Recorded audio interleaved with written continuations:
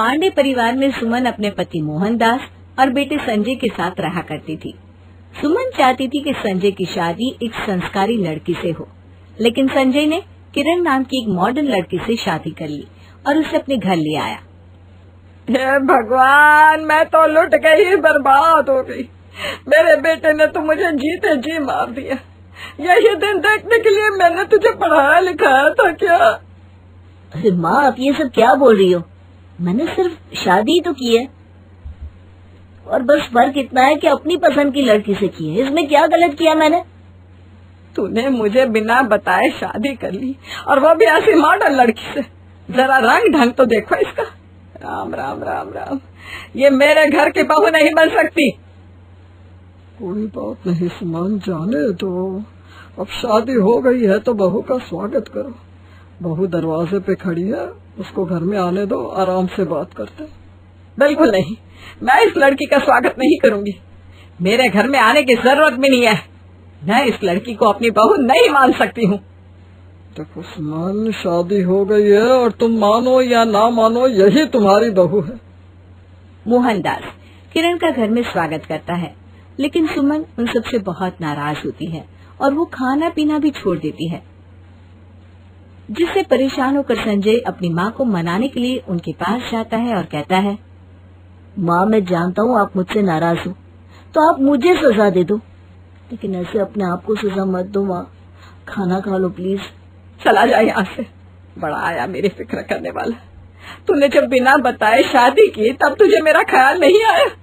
तब तो तू उस चुड़ैल की बातों में आ गया होगा ना। प्लीज माँ, मान जाओ ना। ऐसे कब तक चलेगा? मेरा गुस्सा आप खाने पे क्यों निकाल रही हो? ऐसे तो आपकी तबीयत खराब हो जाएगी। हाँ, तुम्हारा बेटा सही कह रहा है। ऐसे बच्चों की तरह जिद ना करो। जो हो गया उस पे मिट्टी डालो और अपनी बहू के साथ हंसी खुशी रहो। अब तो तुम सास भी बन गई हो। अच्छा ठीक है, मैं खाना खा लूंगी, लेकिन उसके हाथ का नहीं खाऊंगी। अगर उसने किसी भी चीज को छुआ तो मैं नहीं खाऊंगी। अरे माँ, पर तो रहने दे फिर, जा यहाँ से। मेरा घर है, मैं जैसे चाहूँ वैसे ही रहूंगी, समझी? अच्छा ठीक है, मैं बाहर से लेकर आता हूँ खाना। बताओ क्या खाओगी? संजय जाता है और सुमन के लिए बाहर से खाना लेकर आता है, तब वो खाती है। हालांकि मोहनदास को किरण की मॉडर्न होने से कोई दिक्कत नहीं थी। संजय, क्या तुम्हारे माँ बाप मुझे कभी एक्सेप्ट करेंगे? माँ जी कब तक ऐसे गुस्सा रहेंगी? मेरी माँ को संस्कारी बहू चाहिए थी, पर तुम हो मॉडर्न, इसलिए वो इतनी खफा है। पर उम्मीद है कि समय के साथ सब सही हो जाएगा। मैंने बिना बताए शादी की है, और वो भी एक मॉडर्न लड़की से, तो उनका यूं गुस्सा होना तो लाजमी है, क्योंकि उन्हें हमेशा से ऐसी बहू चाहिए थी जो संस्कारी हो। तुम मेरी तरफ से बिल्कुल बेफिक्र रहे तो। मुझे तुझसे या तेरे खाने से कोई दिक्कत नहीं है। तुझे जैसे रहना है वैसे रह। मेरे लिए तो तुम मेरी बेटी है। थैंक यू पापा जी। थैंक यू नहीं, खाना खिलाओ। अपने हाथों से कुछ मीठा बनाकर खिलाओ बेटा। अभी लाती हूँ। किरण मोहनदास को खाना लाकर देती है। सुमन, तुम नहीं जानती कि क्या मिस कर रही हो। बहू तो बहुत स्वादिष्ट खाना बनाती है। काश तुम्हारी सास भी ये टेस्टी खाना खा पाती बेटा। किरण ये सुनकर बहुत खुश होती है। वहीं अगले दिन पता चलता है कि सुमन ने खाना बनाने के लिए घर में कोई नई नौकरानी लगा ली है। किरण, लाओ फटाफट नाश्ता दे दो, ऑफिस जाने में लेट हो रहा है। जी बस अभी बनाती हूँ। पर ये किचन में काम कौन कर रहा है? वो मेरी नई काम वाली है। जब तक ये किचन में है तब तक तू किचन में नहीं जाएगी, समझी? अगर तू किचन में गई तो फिर मुझे पूरा किचन गंगा जल से धोना पड़ेगा। जी माँ जी, मैं बिना आपकी परमिशन नहीं जाऊंगी। अब किरण इंतजार में बैठ जाती है। वहीं सुमन कामवाली के पास जाकर कहती है, ऐ सुन, बिल्कुल आराम आराम से काम करना। जितनी देर लगा सकती है लगाना। मुझे खाने में कोई शिकायत नहीं चाहिए। खाना धीमी आंच पे ही पकेगा। अरे मेरे को काम करने को और जगह पे भी जाने का है। इतना धीरे धीरे काम करेगी तो मेरा ही नुकसान होगा ना। मैं तुझे एक्स्ट्रा पैसा दे दूंगी। तू बस किचन में खड़ी रह, चाहे कोई काम ना कर। ठीक है, अपने को कोई प्रॉब्लम नहीं है, अब देखती हूँ मैं कैसे ये संजय को नाश्ता बना कर देती है। अब खाना ना मिलने पे संजय खुद ही इसको घर से बाहर कर देगा। सांप भी मर जाएगा और लाठी भी नहीं टूटेगी। सुमन ऐसा इसलिए कर रही थी ताकि किरण की वजह से संजय लेट हो और उन दोनों के बीच में लड़ाई हो जाए। किरण, मेरा नाश्ता कहाँ है? इतनी देर क्यों हो रही है? नाश्ता बनाने तो गई थी पर माँ जी ने कोई काम वाली बुला ली है। उन्होंने कहा जब तक वो किचन में है तब तक मैं वहाँ नहीं जा सकती, और अभी तक काम वाली किचन में ही है। न जाने क्या बना रही है जो इतना वक्त लग रहा है। मैं सब समझ रहा हूँ, माँ ये जानबूझकर कर रही है। चलो कोई बात नहीं, मैं बाहर नाश्ता कर लूंगा, तुम अपने लिए टाइम से बना लेना। उस समय तो संजय चला जाता है, लेकिन शाम में आकर वो अपनी माँ से बात करता है। माँ, मैं समझ रहा हूँ कि आप क्या कर रही हो, लेकिन इस सब का क्या फायदा होगा? अब बताओ, आपके गुस्से से सभी को दिक्कत हो रही है।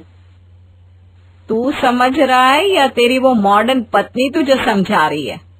मेरे पास अपना भी दिमाग है माँ, मुझे पता है आप जानबूझकर उसे परेशान करने की कोशिश कर रही हो।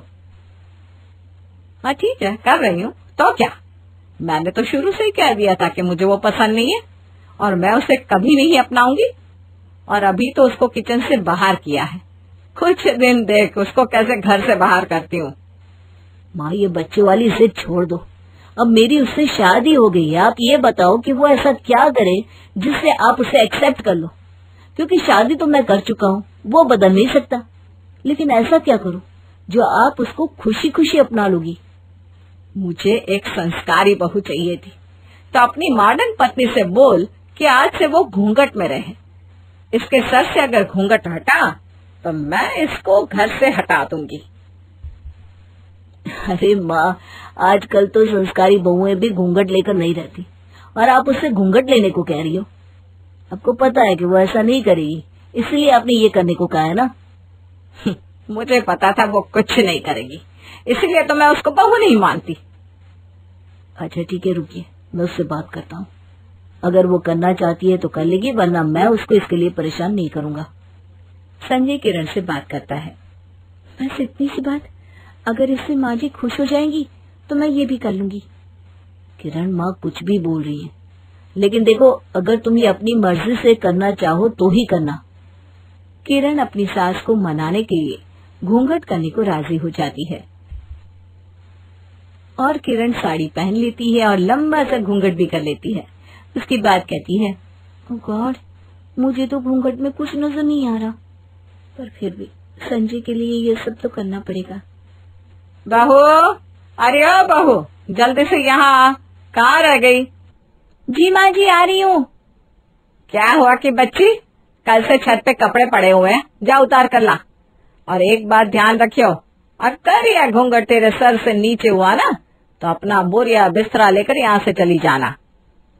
किरण जैसे तैसे छत पर पहुँचती है, पर जब वो कपड़े वापस लेकर आ रही थी तो घूंघट के चक्कर में लड़खड़ाकर गिर पड़ती है। ओह माय गॉड, मर गई। माँ जी बचाइए मुझे। सुमन अपने कमरे में बैठे बैठे किरण की गिरने की आवाज सुन लेती है और मन में हंसते हुए कहती है, अब इसको समझ में आएगा, बड़ी आई मेरे घर की बहू बनने वाली। अब जाकर इसकी अकल ठिकाने लगेगी और खुद ही अपना बोरिया बिस्तरा लेकर चली जाएगी। वहीं थोड़ी ही देर में किरण खुद को संभाल लेती है और दूसरे काम में लग जाती है। ऐसे ही कुछ वक्त निकल जाता है। एक बार जब किरण खाना बना रही थी तो घूंघट हटा लेती है। कल बुढ़ी, घूंघट क्यों उठा रही है? तेरी नानी मर गई है क्या?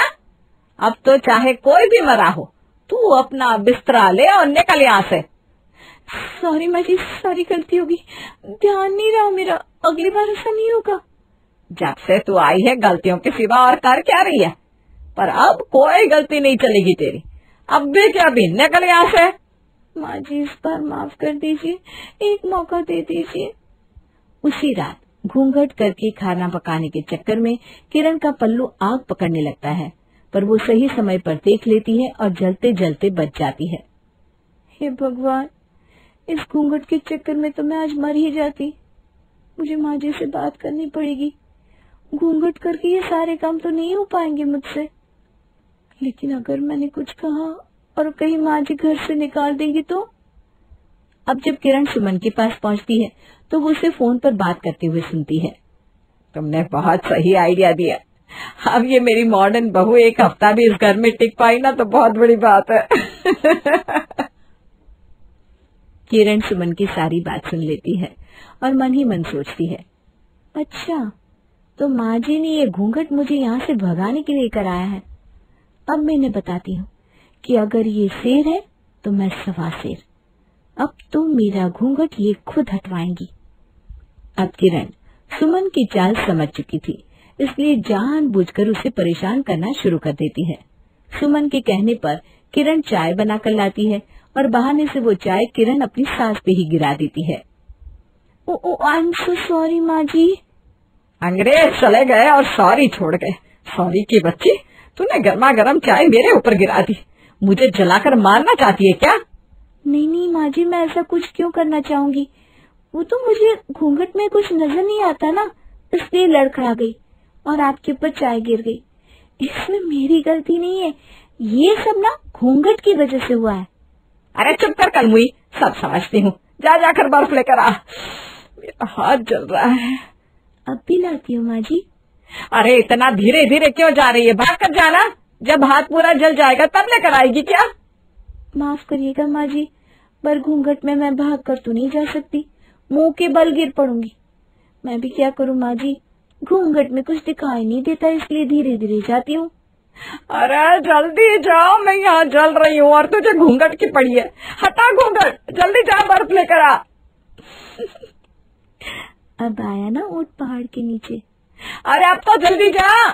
नहीं माँ जी, ऐसे कैसे अपने संस्कार थोड़ी ना भूल सकते। किरण आराम से जाती है और बहुत देर में सुमन को बर्फ लाकर देती है।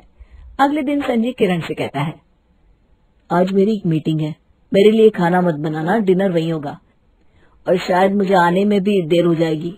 ठीक है पति परमेश्वर। तुम भी ना किरण। रात के समय जब किरण खाना बनाती है तो अपने ससुर का तो अलग निकाल कर देती है, पर सास के खाने में बहुत सारी चीनी मिला देती है। हे भगवान, क्या है ये? क्या हुआ माँ जी, आप ऐसा क्यों कह रही हो? अरे नालायक, ये कैसा खाना है? इतना मीठा, इसको कोई खाना कहेगा? इतना गंदा खाना। राम राम राम राम। मीठा? क्या बात कर रही हैं आप? खाना तो एकदम सही है। अरे खुद खा कर देख, ले खा इसे, तब तुझे पता चलेगा खाना कैसा बना है। हो, ये तो बड़ा मीठा है, लगता है धोखे से नमक की जगह चीनी डाल दी है मैंने। माफ करना माँ जी। अंधी है क्या तू? है ये दिमाग से बिल्कुल पैदल। पता नहीं नमक और चीनी में क्या फर्क होता है, दिमाग से काम लिया कर। ऐसी बात नहीं है माँ जी, लेकिन घूंघट के चक्कर में ना कुछ नजर ही नहीं आता, सब कुछ अंदाजे से करती हूँ, उसी वजह से नमक की जगह चीनी डल गई। ये कम वक्त घूंघट की वजह से हुआ, मेरी गलती नहीं है माँ जी। अरे तब मैं क्या करूँ, क्या खाऊं मैं? मुझे बहुत तेज भूख लग रही है। अब तो घर में कुछ खाने के लिए भी नहीं है। So sorry. Sorry sorry? अरे सॉरी के सिवा कुछ आता नहीं है क्या तुझे? मुझे भूख लग रही है, तेरा सॉरी पका कर खाऊं क्या? अब आया ना मजा, और कराओ घूंघट। मैं आपको इतना परेशान कर दूंगी सासू माँ कि आप मेरे चेहरे से खुद अपने हाथों से ये घूंघट हटाओगी। अगले दिन मोहनदास जब वॉश बेसिन के पास खड़ा हाथ धो रहा था तो किरण पीछे से आती है और उसे पकड़ लेती है। अरे बेबी, तुम कब तक बस काम काम काम करते रहोगे? कभी मुझ पर भी तो ध्यान दो। शादी को इतने दिन हो गए और एक तुम हो, ऑफिस से फुर्सत ही नहीं है तुम्हारे पास। अरे क्या, अब आपका कोई बहाना नहीं चलेगा, जब देखो तब दूर दूर भागते रहते हो। अरे बाबू, क्या कर रही है तू? बेशर्म कहीं की, तुझे ये तक नहीं मालूम हो रहा कि तू क्या कर रही है? क्या हो गया माँ जी, मैं अपने पति से बात कर रही थी, अब क्या पति से बात करना भी गुनाह है? अरे जरा ढंग से देख, वो तेरा पति नहीं, तेरा ससुर है, मेरा पति। तुझे ये तक नहीं दिखा कि संजय है कि तेरे ससुर है? हाँ, हे भगवान, ये मुझसे क्या हो गया? मुझे माफ कर दीजिए पापा जी, मुझे दिखाई क्यों नहीं दिया? अब मैं क्या करूँ इसको घट का? नालायक, करमजली, बेशरम, कलमुई, तुझे दिखाई क्यों नहीं देता?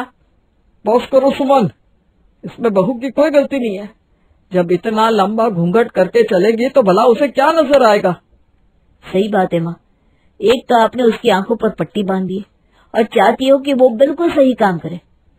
ऐसा कैसे होगा माँ, उसे कुछ दिखाई भी नहीं देता, लेकिन फिर भी आपको खुश करने के लिए वो घूंघट में ही सारे काम करती है। अब तो घूंघट हटाने के लिए कह दीजिए। हटा दे घूंघट, बहुत हो गया ये घूंघट घूंघट। ये कहकर सुमन आगे बढ़ती है और किरण का घूंघट अपने हाथों से हटा देती है। थैंक यू माँ जी, अब जाकर थोड़ी सांस आई। थैंक यू माँ जी की बच्ची, मैं सब जानती हूँ, मेरे सामने नाटक मत कर। मैं भी कभी बहू थी। तुम्हें बहू से हर हाल में परेशानी ही रहती है, पर तुम्हें तो इस कल मुझे से कुछ ज्यादा ही लगाव हो रहा है। माँ, अब कुछ भी बोलती चली जा रही हो, थोड़ा तो सोच कर बोलो। सुमन संजय की बात का कोई जवाब नहीं देती और पैर पटकती हुए अपने कमरे में चली जाती है। अगले दिन जब घर में संजय और मोहनदास दोनों ही नहीं होते हैं तो सुमन सीढ़ियों से फिसलकर गिर पड़ती है। हे भगवान, मैं मर गई, कोई बचाओ मुझे। इस समय तो घर में कोई है भी नहीं। मैं हूं ना माँ जी, आइए मैं आपको अस्पताल लेकर चलती हूँ। तू मेरी मदद करेगी? हाँ माँ जी, क्यों नहीं, आप कोई मेरी दुश्मन थोड़ी ना हो। आपको कुछ होगा तो मुझे ही तो आपका ध्यान रखना है, आखिर आपके परिवार का हिस्सा हूँ मैं। ये बोलकर किरण सुमन को उठाकर कार में बिठा देती है और उसे फौरन अस्पताल लेकर जाती है। अच्छा हुआ आप इन्हें समय पर ले आई, अगर और देर होती तो इनका ऑपरेशन सक्सेसफुल हो पाना बहुत मुश्किल था। अब आप इनका अच्छे से ध्यान रखना। All thanks to you doctor, आपने मेरी सास को बचा लिया। अगर मेरी सास को कुछ हो जाता तो मेरे पति का क्या होता। आपका बहुत बहुत शुक्रिया डॉक्टर। मैं तो समझती थी कि किरण मुझसे नफरत करती है, पर इसने आज मेरी जान बचाई। मुझे इसके जैसी बहू और मेरे बेटे को इसके जैसी पत्नी दूसरी नहीं मिल सकती। फिर जब किरण सुमन के पास जाती है तो सुमन उसे गले लगा लेती है और अपने किए की माफी मांगती है। उस दिन के बाद से वो लोग हंसी खुशी मिलजुल कर रहने लगते हैं। ये कहानी शुरू होती है रोशनी के ससुराल से। रोशनी की शादी को 2 दिन ही हुए थे और आज रेखा ने अपनी बहू को अपने कमरे में इस घर के कायदे और नियम बताने बुलाया था। जी मम्मी जी, आपने बुलाया, वो मेरी ज्वेलरी लानी है क्या? अरे बहू, तुझे लगता है क्या मैं ऐसी सास हूँ? अरे बिल्कुल नहीं, भगवान का दिया सब कुछ है मेरे पास, और जो बहू को चढ़ा दिया तो बहू से वापस नहीं लेता है। मैंने तो तुझे किसी और कारण से बुलाया था। देख बहू, हमारे घर के नियम कायदे ना जरा अलग है। सभी को गर्मा गर्म खाने की आदत है, यह नहीं कि थाली में कुछ भी बासी परोस दिया। तेरे पापा जी तो तुरंत नाराज हो जाते हैं और गौतम को तो ठंडा खाने से सख्त नफरत है। अरे बस इतनी सी बात। मम्मी जी, मैं तो अपने मायके में अपने मम्मी पापा को तवे से उतरी हुई गर्मा गर्म रोटियां ही परोसती थी, और जब तक सभी खाने पर ना बैठ जाए मैं चूल्हे से सब्जी उतारती नहीं। तो इस बात की तो आप टेंशन बिल्कुल मत लीजिए। घर की नई बहू रोशनी सभी के लिए गर्मा गर्म खाना बनाकर उन्हें परोसती है। कुछ कमी तो नहीं रह गई ना मम्मी जी? सब ठीक तो है ना? नहीं नहीं बहू, सब बढ़िया है। सब्जी तो ऐसे खोल रही है, छूते ही मेरी उंगली जल गई। लगता है तुम मेरी कही बात को प्रूव करने में ज्यादा ही लग गई। खैर, अच्छी कोशिश है। एक रोटी लाऊं पापा जी? ये भी कोई पूछने की बात है, लिया बहू। अभी सेक कर लाई। सभी को खिलाने के बाद रोशनी खुद ठंडा खाना ही खा लेती है। अब रसोई उठा देती हूँ और किचन साफ कर देती हूँ।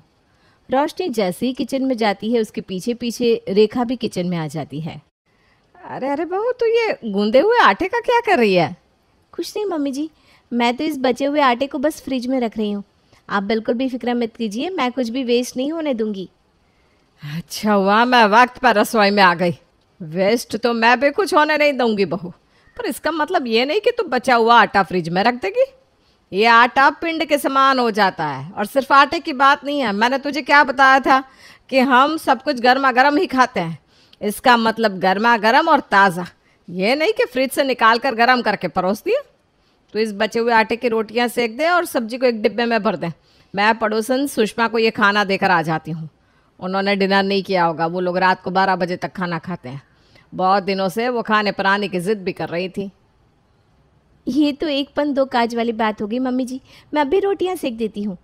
और इस तरह डिनर तो पूरा हो जाता है, सुषमा के घर वालों का भी और रोशनी के ससुराल वालों का भी। अगली सुबह ठीक 6 बजे दूध वाला घर पर आता है। हो गए दीदी। बस 2 पाव? अरे घर में 4 लोग हैं और सभी को 2-2 मिनट में चाय पीने की आदत है, और सिर्फ 2 पाव दूध? चाची जी तो हमेशा इतना ही दूध लेता है भाभी। तुम मुझे मत समझाओ, इस घर में पहले क्या होता था क्या नहीं। शांति से 1 किलो दूध दे दो। रोशनी सारे दूध को गर्म करके फ्रिज में रख देती है और सभी के लिए चाय बिस्किट लेकर किचन से बाहर आती है। चाय की खुशबू तो बड़ी धुआंधार लग रही है रोशनी, पर ये बिस्किट कहाँ से ले आई तुम? माँ ने तुम्हें बताया नहीं कि इस घर में सभी को सिर्फ गर्मा गर्म खाने की आदत है? तो अब मैं बिस्किट थोड़ी ना गर्म कर सकती थी गौतम जी। इसीलिए तो हम अपने घर में पैकेट फूड रखते ही नहीं बहू। कितनी बार समझाऊं तुझे। देख, इस घर में ना ये तेरी आखिरी गलती है। अब अगर गौतम या तेरे पापा जी को तेरी हरकतों के कारण गुस्सा आया तो मैं तुझे नहीं बचा पाऊंगी। जा और ममता के घर ये बिस्किट दे आ। जी मम्मी जी। रोशनी ममता के घर जाने के लिए निकल जाती है, पर पूरे रास्ते में उसके दिमाग में एक ही बात चक्कर काटती रहती है। इस घर में पैकेट फूड को यूज़ ही नहीं करता, मतलब पापड़ नहीं, मिक्सचर नहीं, भुजिया नहीं। शादी के पहले सब कुछ देख लिया रोशनी तूने, पर ये भी देख लेती। ये देखता कौन है, कहाँ फंस गई मैं। दोपहर के 1 बजे मोहन अपनी बहू को आवाज़ लगाता है। जरा चाय तो पकड़ा दीजिए। कब? जी पापा जी, 1 मिनट में बना कर लाई। रोशनी किचन में जाती है और फिर से दूध का पतीला निकाल कर बाहर रखती है। सोफे पर बैठी रेखा की एक नज़र दरवाजे पर थी तो दूसरी रसोई पर। दूध वाला तो सुबह से एक ही आया है, तो फिर रोशनी चाय कैसे बना रही है? कहीं वो होशियारी में पाउडर के दूध की चाय तो नहीं बनाने लगी? रेखा उठकर सीधा रसोई में जाती है, जहां वो देखती है कि फ्रिज से निकला हुआ ठंडा पतीला वहीं स्लैब पर रखा हुआ है। हे भगवान, ये क्या किया बहू तूने? इतना सारा दूध लेने की क्या जरूरत थी? अरे हमारे घर में 3 वक्त दूध आता है, 2-2 पाव करके। उस मरजाने दूध वाला ने बताया नहीं क्या तुझे? उसने भी सोचा होगा नई बहू है, चुना लगा देता हूँ। एक बार में ही सारा दूध दे गया और आने जाने से बच गया, और तूने उठाकर इतना सारा दूध रख दिया फ्रिज में। पर दूध अगर फ्रिज में नहीं रखूंगी तो दूध तो फट जाएगा ना मम्मी जी। पहले तो तुम ममता के घर जा, उसका दूध वाला गाय लेकर उसके घर के बाहर खड़ा दूध दो रहा है। 2 पाव दूध वहां से लेकर आकर चाय बना, वरना तेरे पापा जी मुझे नहीं छोड़ेंगे। यहाँ मैं देख लेती हूँ। ममता के घर से दूध लेकर रोशनी लौट ही रही थी कि वो देखती है कि 2 लोग उसके घर से फ्रिज बाहर निकाल रहे हैं। लीजिए बहन जी, पूरे 12,000 रुपये। हड़बड़ी में बड़े सस्ते में फ्रिज दे दिया है मैंने आपको, पर मेरी बहू घूम फिर कर फ्रिज में ही चीज़ें रख दे रही है, इसलिए मजबूरी में ये कदम उठाना पड़ा मुझे। करम फूट गए मेरे, ये कहाँ फंसा दिया मम्मी तुमने मुझे। रोशनी अपने कमरे में जाती है और सीधा अपनी माँ को कॉल लगाती है। लड़की की प्रॉपर्टी के पीछे तुमने ये नहीं देखा कि ये लोग कैसे पागल है पागल। कोई मरता भी रहे तो इन्हें गर्मा गर्म खाना ही खाना है। दिन में कितनी बार आटा लगाऊं मैं, कितनी बार सब्जी बनाऊं मैं, और तो और दूध भी फ्रिज में नहीं रखने देते मम्मी ये लोग। अब इसमें मैं क्या कर सकती हूँ बेटा, हमने तो तुझे बेस्ट लड़का ढूंढ कर दे दिया। अरे तूने भी तो उससे बात की थी। अब तो शादी के बाद जो हाथ लगे उसे किस्मत मानना पड़ता है, क्या हीरा क्या माटी। ये कहकर सुमित्रा तो अपना पल्ला झाड़ लेती है और फंस जाती है हमारी रोशनी खाने के टेबल पर। हे भगवान, मुझे तो लगा था इतने चावल में हो जाएगा, पर पापा जी तो यहाँ चावल पे चावल लिए जा रहे हैं और चावल ना मांग लिए। बहू जरा और चावल देना। ये सुनती ही रोशनी अपने सर पर हाथ मार लेती है और फिर से चावल बनाने रसोई में जाती है कि गौतम कहता है, पापा जी बैठे हुए हैं, तब तक मैं कुछ खा लेता हूँ। एक और फुल्का लेकर आना रोशनी। आपने तो रोटियों के लिए मना कर दिया था ना गौतम जी, ऐसे भी आप 4 ही रोटी खाते हैं। मैंने उस हिसाब से आटा गूंदा था, 2 रोटी एक्स्ट्रा ही थी जो मम्मी जी ने ले ली। ये क्या बात हुई? मेरा बेटा अब एक्स्ट्रा रोटी भी नहीं खा सकता क्या? तो रोटियां गिनेगी हमारी? जा, 2 मिनट लगेंगे, आटा लगा ले और फुल्का सेक दे। आँख खुलने से आँख बंद होने तक रोशनी सिर्फ और सिर्फ खाना ही बनाती। इतनी धूप है यहाँ, सुबह 6 बजने को आया है, दूध कहीं फट ना जाए। फट गया तो फिर मुझे गाय ढूंढने जाना पड़ेगा। रोशनी ये सोच ही रही थी कि हॉल से उसे उसकी सास आवाज़ लगाती है। अरे बहू देख तो कौन आया है, सुषमा आंटी, जरा इनके लिए नाश्ता तो लगा। फूट गए करम, आलू उबालने चढ़ाओ अब। रोशनी आलू उबालने चढ़ाती है कि रेखा वहां आकर कुकर स्टोव से उतार देती है। कितनी बर्बादी करेगी तू, हैं? ऐसा तो हर रोज कुछ ना कुछ एक्स्ट्रा बना ही लेती है। आज कुछ नहीं बचा क्या? पुराना रख दे उसके मुंह के आगे। जब भी खाना बासी बचता था तो आप मुझे 10 बातें सुनाती थी मम्मी जी, इसलिए अब मैं अंदाजे से कम खाना बनाने लगी, जिस कारण 2 दिन से मुझे ही रात का खाना नसीब नहीं हो रहा है। तभी सोने पर सुहागा और रोशनी के फ़ोन पर गौतम का फ़ोन। अब ये नाक मुझे निकलेगा क्या? 2 बजे लंच ब्रेक होगा, भूल मत जाना। ताज़ा खाना बनाकर मेरे लिए ऑफिस ले आओ। हाँ? लेकिन वहाँ से कोई जवाब नहीं। 2 मिनट के साइलेंस के बाद गौतम ही पूछता है, अरे कहाँ गायब हो गई? कुछ बोलो भी। काम कुछ करना नहीं है, ड्रामे 100 करवा लो इस लड़की से। तुम्हारे घर की नौकरानी हूँ क्या मैं? सुबह 4 बजे उठकर तुम सभी के लिए ताज़ा खाना बना बनाकर खुद बासी हो गई हूँ और कहते हो मैं ड्रामा कर रही हूँ। ये अपने पति से कैसे बात कर रही है रोशनी तू? कौन सा पति मम्मी जी? जिसने शादी के बाद आज तक मेरी शक्ल भी नहीं देखी, उसे तो बस खाने से मतलब है। और आप ना मेरे सर पर मत नाचिए, क्योंकि अब मेरा पारा चढ़ चुका है। अब मुझे जरा भी गुस्सा आया तो बाहर जाकर आपकी फ्रेंड के सामने आपकी जो अच्छी दिलदार सहेली वाली इमेज है ना, उस पर ऐसा पानी फेरूंगी कि आप उसे जिंदगी भर ठीक नहीं कर पाएंगी। बाकी अकेले ही सुषमा आंटी ये बात पूरे मोहल्ले में बताने के लिए काफी है। या क्या कह रही है तू बहू? लगाओ क्या तेरी माँ को फोन? मम्मी ने कहा था शादी के बाद हाथ में जो लगे उसे अपनाना ही पड़ता है, चाहे वो सोना हो या माटी। तो ये नियम सिर्फ मुझ पर क्यों लागू हो मम्मी जी? ये आपके बेटे पर भी तो लागू होता है और आप लोगों पर भी। कल से खाना 10 बार नहीं बनाऊंगी मैं, जो बनेगा वही मिलेगा। और अगर आपको या किसी और को ताज़ा खाना हो तो खुद बना लीजिएगा, वरना मैं अपना रास्ता नाप लूंगी। अपनी बहू का ऐसा रौद्र रूप देखकर रेखा लाइन पर आ ही जाती है। नीतू सुबह सुबह अपने छत वाले कमरे में अपना बिस्तर लेकर चली जाती है। तभी पीछे पीछे महक भी वहां आ जाती है। तुम यहाँ अपना सामान लेकर क्यों आ गई? यहाँ मुझे अपना सामान रखना था ना। क्यों? क्या तुम कहीं की महारानी हो? जो हर वक्त तुम्हारा ही सामान रखा जाएगा? और वैसे भी तुम्हारे पास कहाँ ज्यादा सामान है? सामान तो मेरे पास ज्यादा है, तो ज्यादा जगह तो मुझे चाहिए होती है ना। तुम्हारे पास जितना सामान है ना, उसका डबल सामान है मेरे पास। और तुम मेरे सामान की तुलना ना अपने सामान से कर रही हो, पर तुम्हारे पास है ही क्या? तो मेरा सामान तो यही रहेगा, तुम अपनी जगह कहीं और देख लो, समझ गई? दूसरी जगह तुम अपने लिए देख लो, क्योंकि इस कमरे में पहले मैं आई थी, तो इस कमरे में मैं ही रहूंगी। और तुम अपना सामान उठाओ और निकलो चुपचाप इस कमरे से। अब तो मैं भी देखती हूँ कि कौन मुझे इस कमरे से निकालता है, क्योंकि ये कमरा जितना तुम्हारा है ना, उतना ही मेरा भी है। आखिर है तो हम दोनों ही इस घर की बहू हैं।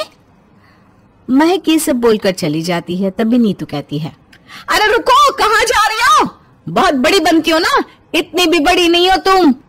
मेरे पति 1 मिनट बड़े हैं तुम्हारे पति से, तो बहुत ज्यादा बोलना तुम्हारे लिए ठीक नहीं है। मेरा सामान यही रहेगा, मुझे यही जगह चाहिए, तुम कहीं और देख लो। मुझे तुमसे कोई बात ही नहीं करनी, मैं जा रही हूँ अपना सामान रखने, और तुमको जो बोलना है यही बोलो, मैं चली अपना सामान रखने। आज तो लगता है लड़ाई करके ही मारोगी तुम। कोई बात नहीं, आज लड़ाई हो ही जाए, मैं भी डरने वालों में से नहीं हूँ। मैं अपना सामान यही रखूंगी। बहुत ज्यादा बोलने लगी हो ना आजकल। दोनों को लड़ाई करते करते शाम हो जाती है। पूरा परिवार इकट्ठा हो जाता है। दोनों के पति भी ऑफिस से आ जाते हैं। तभी नीतू का पति अनिल कहता है, नीतू तुम बड़े हो, तुम क्यों नहीं सुन सकती? बड़ों का काम ही होता है सुनना और समझना। तुम थोड़ा एडजस्ट कर लोगी तो क्या हो जाएगा? तुम अपना सामान कहीं और रख दो। छोटी सी बात है, मगर बात का बतंगड़ बना रखा है। मैं ही क्यों हर बार सेक्रीफाइस करूं? ये भी तो कर सकती है ना। हमेशा मैं ही क्यों समझदार बनूंगी? ये भी तो समझ सकती है। जब देखो तब हमेशा अपनी चलाती है। मेरा सामान इसने आज फेंक दिया, इसलिए मुझे बहुत ज्यादा गुस्सा आया है। ये बोल सकती थी ना, पर इसने बोला नहीं। जेठ जी, आप कहना क्या चाहते हैं? मैं समझदार नहीं हूँ, मैं सेक्रीफाइस नहीं कर सकती? अरे मैंने इनको कहा था, पर इन्होंने मेरी बात ही नहीं सुनी और मुझे बोलने लगी। भैया अब भाभी को क्यों बोल रहे हैं? समझना तो इसको भी चाहिए ना, ये भी तो बहुत ज्यादा बोलती है। भाभी तो बहुत ठीक है। नहीं छोटे, तेरी भाभी भी कुछ कम नहीं है। महक ठीक कह रही है, सारी गलती तेरी भाभी की है। सास ससुर को बहुत गुस्सा आ रहा था। लड़ाई खत्म होने का नाम ही नहीं ले रही है। पहले बहू लड़ रही थी, अब बेटे भी शुरू हो गए। अरे चुप करो तुम सब, बहुत हुआ, पहले बहू और अब बेटे भी शुरू हो गए। तुम सबकी सुन के तो मेरे कान पक गए हैं। चुप हो जा, सबका सामान यही रखो और रात बहुत हो गई है, सब अपने अपने कमरे में सोने जाओ, सुबह बात करेंगे। सब अपने कमरे में जाकर सो जाते हैं और अगले दिन सुबह महक जल्दी उठ जाती है और नाश्ता बनाकर अपनी सास के कमरे में नाश्ता देने जाती है। माँ जी, मैं नाश्ता लाई हूँ आपके लिए। मैं जानती हूँ माँ जी, मैं कल कुछ ज्यादा ही बोल गई थी और उसके लिए आपसे माफी भी मांगती हूँ। मुझे माफ कर दो और दीदी को समझा दो ना, मेरे पास बहुत सामान है, वहाँ सामान रखने की ज्यादा जगह है, इसलिए बोल रही हूँ। आप दीदी को समझाइए ना कि मुझे वहाँ अपना सामान रखने दे। महक अपनी सास को समझा ही रही थी कि तभी वहां नीतू अपनी सास का मनपसंद नाश्ता लेकर आ जाती है। माँ जी, ये देखिए, मैं आपके लिए आपका मनपसंद नाश्ता बना कर लाई हूँ। माँ जी सुनिए ना, मेरा सामान कितने टाइम से वहीं रखा हुआ है, अब मैं वहां से कहीं और रखूंगी, उसमें टाइम बहुत लग जाएगा। आपको पता है ना, मुझे और भी बहुत सारे काम होते हैं। अब मैं यही करती रहूंगी तो घर के काम कौन करेगा? माँ जी देख रही हो ना, मैं यहाँ आपसे बात करने के आ गई, ये भी मेरे पीछे पीछे आ गई। वैसे तो इनसे सुबह उठा ही नहीं जाता, अरे अब देखो कैसे यहाँ आपको मनाने आ गई है। ये सब काम तुम करती हो, मैं तो माँ जी का मनपसंद नाश्ता लाई थी, तो बस माँ जी के साथ बैठकर 2 बातें करने लगी। माँ जी भी तो बोर हो जाती होंगी, है ना माँ जी? वाह वाह वाह वाह, वैसे तो कभी माँ जी का ख्याल नहीं आया, और अब जब मैं यहाँ माँ जी से कमरे को लेकर बात करने आई हूँ तो माँ जी की याद आ गई। दीदी, ये चालाकी तो बस आप ही कर सकती हो। सही कहा, ये चालाकी तो बस मैं ही कर सकती हूँ। आखिर सीखा जो तुमसे है, तुम भी तो माँ जी को मनाने ही आई हो ना सुबह सुबह, तो चालाकी तो तुमने सिखाई मुझे। अब मुझे चालाक बोल रही हो? अब देखो मैं क्या करती हूँ। महक को नीतू की बात सुन के बहुत ज्यादा गुस्सा आता है और वो अपने हाथ में रखी चाय नीतू के ऊपर गिरा देती है। नीतू भी फिर गुस्से में अपने हाथ में रखा नाश्ता महक पर गिरा देती है। देखते ही देखते लड़ाई बहुत बढ़ जाती है और दोनों एक दूसरे को धक्का देने लग जाते हैं। सास बेचारी अब तक तो चुप थी, लेकिन अपनी बहुओं की हरकत देख देख कर सास का खून जल रहा था और वो दोनों को चिल्लाते हुए कहती है, तुम दोनों यहाँ मुझे चाय नाश्ता देने आई थी या मेरा खून पीने? तुम दोनों को शर्म नहीं आती क्या? यहाँ सास चुप खड़ी है और तुम दोनों एक दूसरे को मारने में लगी हुई हो। माँ जी, आप तो यही थी ना, आपने देखा ना मेरी कोई गलती नहीं थी, मैंने तो कुछ किया भी नहीं। दीदी ही है जो मुझसे बिना बात पर लड़ाई कर रही थी। माँ जी, अब आप ही बता दो कि आखिर लड़ाई करता कौन है और इन सब की असली जड़ कौन है, जहाँ से ये सारी लड़ाई बार बार शुरू हो रही है। लड़ाई की जड़ तुम दोनों ही हो। तुम दोनों को एक दूसरे से चैन कहाँ मिलता है? तुम दोनों को कितनी बार समझा चुकी हूँ कि हमारी छत छोटी है, इसलिए एक कमरा बना तो दोनों को ही एडजस्ट करना पड़ेगा। लेकिन तुम दोनों ने तो कसम खाई है ना कि जो सास चाहती है वो तो करना ही नहीं है। माँ जी लेकिन चुप! अब तुम दोनों ने अब एक शब्द भी बोला ना तो देख लेना, मुझसे बुरा कोई नहीं होगा। अरे जितना भी समझा लो, दोनों के कान में एक बात तक नहीं जाती। जब देखो अपने मन की करती रहती हो और मेरा बीपी बढ़ाती रहती हो। अब तुम दोनों चुपचाप से मेरे कमरे से निकल जाओ, इससे पहले कि मैं कुछ और बोलने लगूं। सास का गुस्सा देखकर दोनों चुपचाप वहां से चली जाती हैं और शाम तक कुछ भी ऐसा नहीं करती जिससे गुस्सा आए। लेकिन शाम के समय महक अपने कमरे में पानी भर देती है और सामान को इधर उधर बिखरा देती है। फिर अपनी सास को बुलाते हुए कहती है, माँ जी, ये देखिए मेरे कमरे में पानी कैसे भर गया, अब मैं अपना सामान कहाँ रखूं? अरे लेकिन तेरे कमरे में इतना पानी आया कहाँ से? यहाँ तो कोई जगह भी नहीं जहाँ से पानी आ सके। पता नहीं माँ जी, मुझे तो खुद नहीं पता चला कि ये पानी आया तो आया कहाँ से। मैं बाहर थी, जब मैं अंदर आई तो मैंने अपने कमरे में पानी देखा। इतना सारा पानी आ गया है कि आसानी से हम निकाल भी नहीं सकते। माँ जी, हम सब मिलकर पानी तो जैसे तैसे निकाल भी लेंगे, लेकिन कमरे के सामान का क्या करेंगे? ज्यादा देर तक अगर पानी में सामान रहेगा तो खराब हो जाएगा ना, और यही सब सामान दोबारा खरीदना तो बेवकूफी होगी। हाँ, ये बात तो तू बिल्कुल सही कह रही है। एक काम कर, ये सारा सामान छत वाले कमरे में कर दे। अपनी सास की बात सुनकर महक बहुत खुश हो जाती है और सारा सामान छत वाले कमरे में शिफ्ट करने लग जाती है। लेकिन जब इसकी खबर नीतू को पता चलती है तो नीतू भी अपने कमरे में पानी भर देती और सास को बुलाने लगती है। माँ जी ये देखो ना, पता नहीं कहाँ से मेरे कमरे में भी इतना पानी आ गया। अरे आखिर ये हो क्या रहा है? पहले महक के कमरे में, अब तेरे कमरे में इतना पानी आया तो आया कहाँ से? तुम दोनों के कमरों में तो कोई जगह भी नहीं है जहाँ से पानी आ सके। वही तो माँ जी, अब मैं क्या कह रही हूँ कि जब तक यहाँ से पानी निकालेंगे हम, तब तक मैं भी अपना सामान छत वाले कमरे में रख दूं, क्योंकि पानी में तो मेरा भी सामान खराब हो जाएगा ना, और इन सबको ठीक होने में भी ज्यादा टाइम लगेगा। हाँ बहू, एक काम कर, तू भी जा और छत वाले कमरे में सामान रख दे। दोनों बहुएं अपनी अपनी चालाकी से एक साथ ऊपर वाले कमरे में चली जाती हैं, जहां फिर उन दोनों की लड़ाई होने लगती है। और इस बार तो हद ही हो जाती है, वो दोनों एक दूसरे के सामान को यहाँ वहां फेंकने लग जाती है। तब उन दोनों की सास का पारा चढ़ जाता है और वो ताला लेकर आती है और दोनों बहुओं को कमरे से निकालते हुए कहती है, बहुत हो गया तुम दोनों का, अब तुम दोनों में से कोई भी इस कमरे में नहीं रहेगा। आतंक मचा रखा है दोनों ने।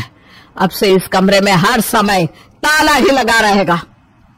जब से सास ने ताला लगाया था उसके बाद तो घर में ऐसी शांति रहती है कि बताना मुश्किल हो जाता कि घर में दो बहुएं भी रहती है। हम रोज घर में शांति रहती। ये देखकर उन दोनों की सास अपने पति मनोज से कहती है, क्या जी, अब तो रोज ही घर में शांति रहती है। मैं ये सोच रही थी कि अगर अब हम छत वाला कमरा खोल दे तो हमें भी आसानी हो जाती, कुछ सामान वहीं रख देते। हाँ तुम सही कह रही हो, मैं भी तुमसे यही कहने वाला था। ठीक है, मैं अभी जाकर ताला खोल देती हूँ, छत वाला कमरा खोल देते हैं। सास जैसे ही कमरा खोलती है तुरंत दोनों बहुएं भागते हुए अपना अपना सामान लेकर छत पर पहुंच जाती है और फिर से हो जाती है शुरू लड़ाई, जिसे देखकर अब सबको साफ पता चल जाता है कि इन दोनों का कुछ नहीं हो सकता।